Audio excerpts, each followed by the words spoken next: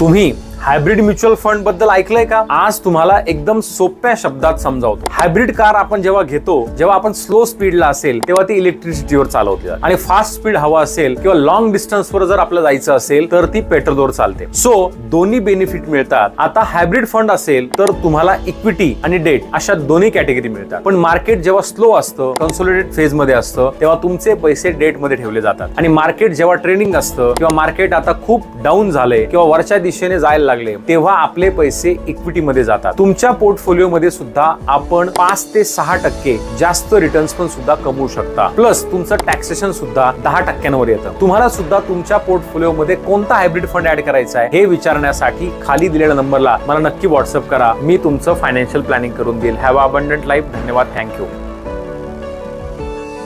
Mutual fund investments are subject to market risks. Read all scheme related documents carefully.